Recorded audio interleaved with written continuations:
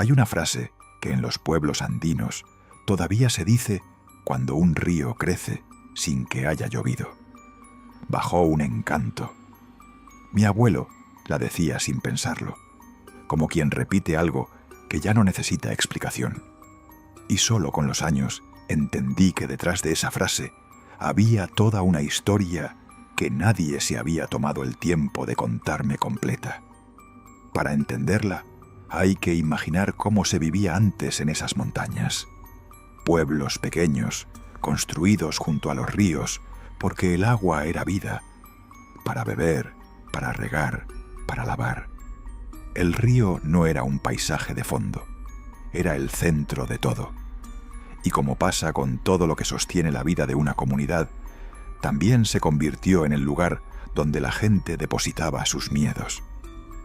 Se cuenta que las noches en esos pueblos eran distintas a las de ahora.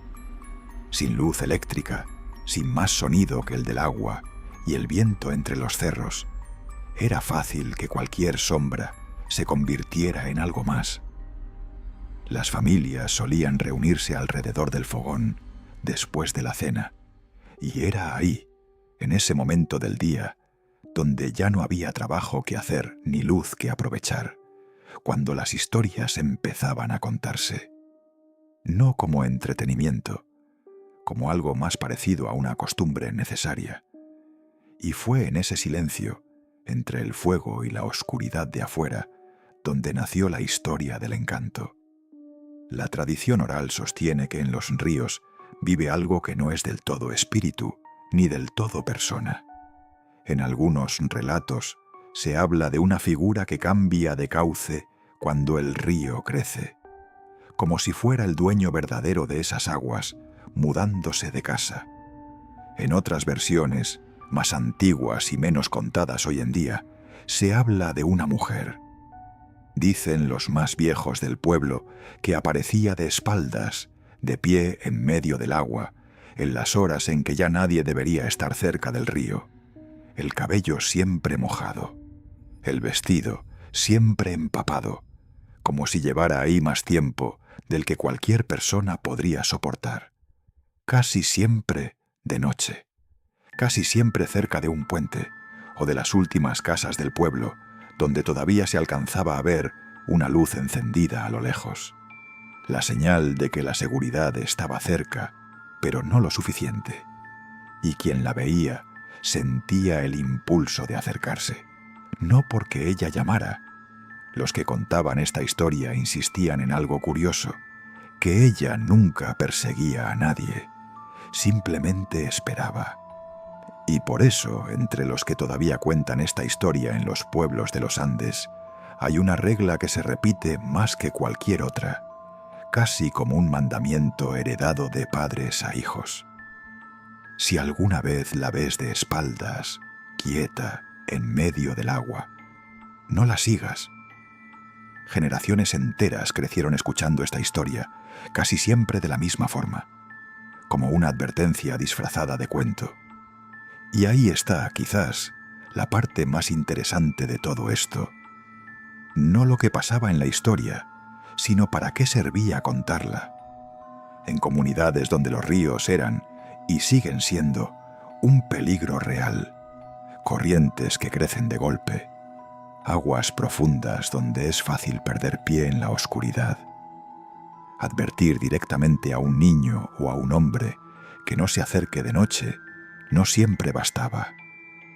Pero contarle que algo lo esperaba ahí, algo que no perseguía, solo aguardaba a que uno decidiera acercarse.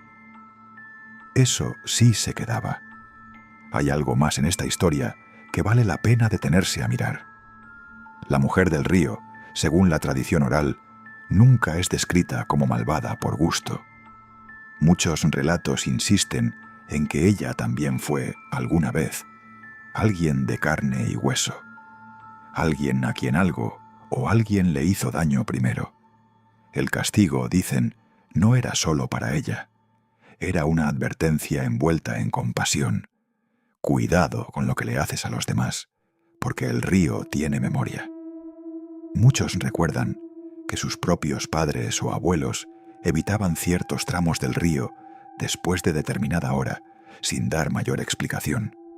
Simplemente no se debía. Y quizás ahí está el verdadero corazón de esta leyenda. No en si el encanto existe o no, sino en cómo un pueblo entero encontró una forma de cuidarse a sí mismo, transmitiendo el cuidado en forma de historia, de generación en generación, mucho antes de que existiera cualquier otra manera de advertir un peligro. Porque una regla se olvida. Una historia, en cambio, se cuenta. Hoy, muchos de esos ríos siguen ahí, en las mismas montañas, con el mismo sonido de siempre. Y aunque las casas ahora tienen luz eléctrica y ya casi nadie necesita caminar de noche junto al agua para llegar a algún lado, la historia se sigue contando.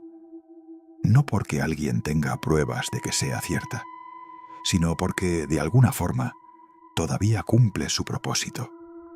No sé si el encanto existe. Mi abuelo tampoco lo sabía con certeza, y creo que nunca le importó demasiado saberlo. Lo que sí sé es que, cada vez que él contaba esta historia, bajaba la voz. Como si, en el fondo, todavía respetara algo que no terminaba de entender del todo. Y quizás esa sea la verdadera enseñanza que nos dejaron. Que hay ciertos lugares y ciertas historias que merecen contarse con respeto, se crea en ellas o no. Así que si algún día caminas de noche cerca de un río en los Andes venezolanos y ves una figura de espaldas, quieta, en medio del agua, esperando sin moverse, ya sabes lo que decían los abuelos. No la sigas. Si en tu pueblo esta historia también se contaba, pero de otra manera, me gustaría leerla en los comentarios. Cada versión que ustedes recuerden es, en el fondo, otra forma en la que esta memoria sigue viva.